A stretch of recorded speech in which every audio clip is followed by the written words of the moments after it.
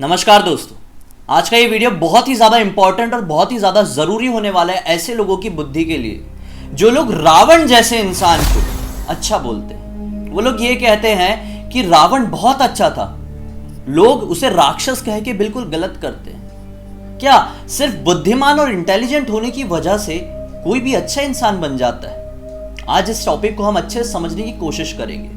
आज मैं आप लोगों के सामने कुछ ऐसे तथ्य लेकर आया हूं जिसे सुनने के बाद आप लोगों को ये क्लियर हो जाएगा कि रावण अच्छा इंसान था या बुरा इंसान था। बात करेंगे सबसे पहला सबसे इंपॉर्टेंट तथ्य। लोग ये बोलते हैं कि रावण ने सीता माता का हरण कर लिया था, उसके बाद भी रावण ने उन्हें अपने महल के अंदर लेके नहीं गया, उसके बाद भी रावण ने उन्हें छूने तक की हिम्मत नहीं की। रावण इतना अच्छा इंसान था कि कभी भी वो सीता माता के नजदीक भी नहीं गया। चाहता तो वो अपनी रानी बना लेता, उन्हें हरण कर लिया था। मैं बताता हूं दोस्तों इसके पीछे का क्या रहस्य है। रावण दरअसल ना इतने ही टाइम से कुकर्म नहीं कर रहा था, बहुत पहले से कर रहा था। मैं बताता हूं। रावण के एक सौतेले भाई थे जिनका नाम था कुबेर। कुबेर जी के एक बेटे थे जिनका नाम था नल कुबेर। अब नल कुबेर का विवाह होने वाला था स्वर्ग की एक अप्सरा रंभा के साथ। तो एक बार रंभा स्वर्ग से नल कुबेर से मिलने के लिए पृथ्वी पर आई। अब नल कुबेर उस समय वहां पर उपस्थित नहीं थे। इस बात की खबर जब रावण को पड़ी तो रावण उस सुंदर अप्सरा को देखने के लालच में लंका से भागा भागा दौड़ा चला आया। और जैसे ही वो रंभा के सामने पहुंचा तो रंभा के साथ दुर्व्यवहार करने लगा। और जैसे इस बात की खबर नल कुबेर को पड़ी, यानी कि कुबेर जी के बेटे को पड़ी कि उनकी होने वाली पत्नी के ऊपर रावण बुरी दृष्टि डाल रहा है, तो वो तुरंत ही वहां पर वापस पहुंच गए। और जब उन्होंने रावण का सामना किया तो वो माफी मांगने के लिए बिल्कुल भी तैयार नहीं था। नल कुबेर जी से रंभा ने यह भी बताया कि मैंने रावण को साफ साफ बताया था कि मैं नल कुबेर की होने वाली पत्नी हूं, फिर भी रावण ने दुर्व्यवहार करना बंद नहीं किया। तो इस बात से नल कुबेर जी को बहुत ज्यादा क्रोध आया और नल कुबेर जी ने वहीं पर खड़े खड़े रावण को श्राप दे दिया कि कभी भी अगर तूने किसी भी स्त्री के ऊपर बुरी दृष्टि डालने की कोशिश की, कभी भी किसी भी स्त्री को बिना उसकी इच्छा के अपने महल के अंदर ले गया या फिर छूने की भी कोशिश की ना, तो वहीं पर तू जल के भस्म हो जाएगा। यह बात रावण को हमेशा से याद थी और यही सबसे बड़ा कारण था कि रावण ने सीता माता को अपने महल के अंदर प्रवेश नहीं दिया था, क्योंकि सीता माता की इच्छा ही नहीं थी, क्यों जाती वो। और अगर वो बिना उनकी इच्छा के उनको प्रवेश करवाता तो वहीं पर वो जलकर भस्म हो जाता। नलकुबेर जी के श्राप के ही कारण रावण ने कभी भी सीता माता के आसपास जाने की भी कोशिश नहीं की, क्योंकि उसे पता था कि मैं जाऊंगा तो जलकर भस्म हो जाऊंगा। इसलिए नहीं कि रावण बहुत अच्छा इंसान था, उसने सीता माता को छुआ नहीं। अब दूसरी बड़ी बात करते हैं। लोग बोलते हैं ना रावण इतना विद्वान था, इतना महान था कि उसने सोने की लंका बनाई थी, सोने की लंका में राज करता था। अरे काहे का? सोने की लंका बनाई थी भगवान शिव ने।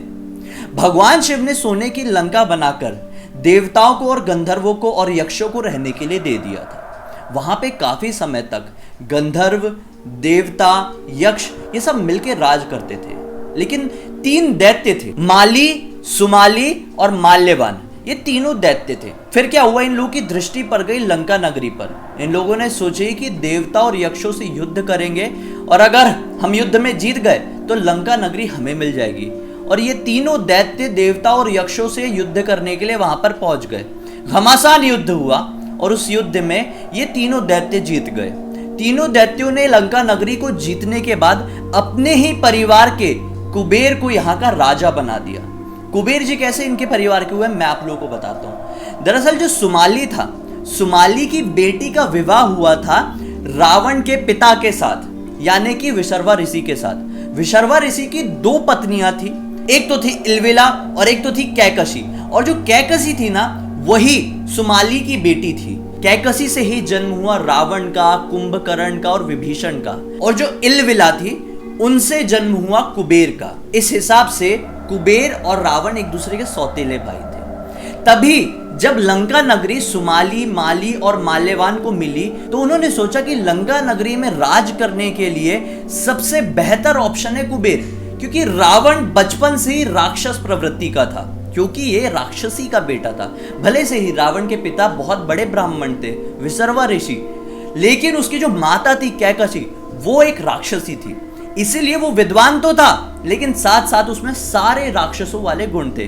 फॉर एग्जाम्पल कि आज की दुनिया में कोई भी एक इंसान एक बहुत ही इंटेलिजेंट इंसान का बेटा है और वो इसलिए इंटेलिजेंट बन जाता है लेकिन साथ ही साथ वो कुकर्म करने लगता है, तो इससे ये तो साबित नहीं हो जाएगा ना कि वो अच्छा इंसान है। खैर आगे बढ़ते हैं। फिर क्या हुआ, कुबेर ने काफी समय तक लंका नगरी में राज किया। अब कुछ टाइम बाद रावण के जो नाना थे यानी कि सुमाली, उनके मन में आया कि कुबेर तो मेरा असली नाती नहीं है, वो लंका नगरी में क्यों राज कर रहा है, लंका नगरी को जीतने में तो मेरा बहुत बड़ा हाथ था।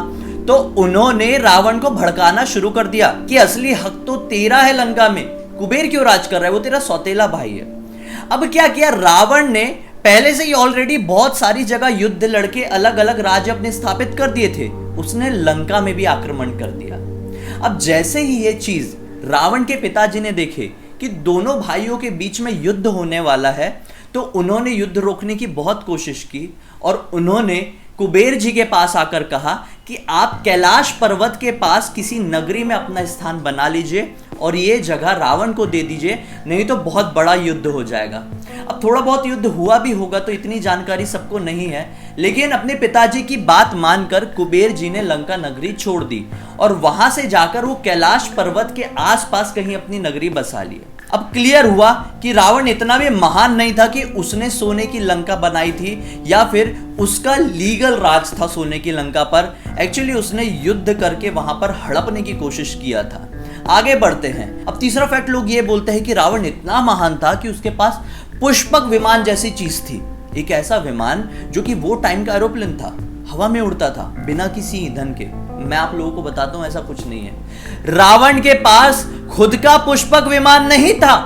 जब उसने कुबेर जी को लंका नगरी से हटा दिया, अपना राज्य स्थापित लंका नगरी में कर लिया, तब उसे पता चला कि कुबेर जी के पास, जी हाँ, कुबेर जी के पास पुष्पक विमान है।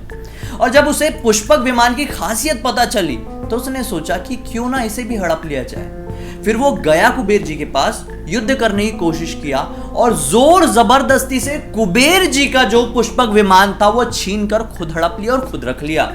मतलब भाई से प्रॉपर्टी हड़पने वाला ये तीसरे नंबर का फैक्ट सामने आया। अब बात करते हैं आगे की। लोग बोलते हैं कि रावण इतना महान था कि अपनी तपस्या के बल पर उसने 10 सिर हासिल किए थे। अरे कुछ नहीं था ऐसा, रावण के पास 10 सिर नहीं थे, बल्कि असली फैक्ट तो यह है कि रावण के गले में 9 मणियों की माला रहती थी। ये 9 मणियां बहुत अनोखी और बहुत ही पावरफुल मणियां थी। ये मणियां उन्हें उनके पिताजी ने दिए थे और वही मणियों पर रावण के चेहरे दिखाई देते थे, मतलब उसका रिफ्लेक्शन बनता था रावण के चेहरे का उन मणियों में। इस वजह से लोगों को यह भ्रम पैदा होता था कि रावण के 10 सर हैं। एक सर तो उसका था ही और माले में 9 मणि थी और हर एक मणि में उसके एक एक सर दिखते थे, तो लोग उसे दशानन कहना शुरू कर दिए।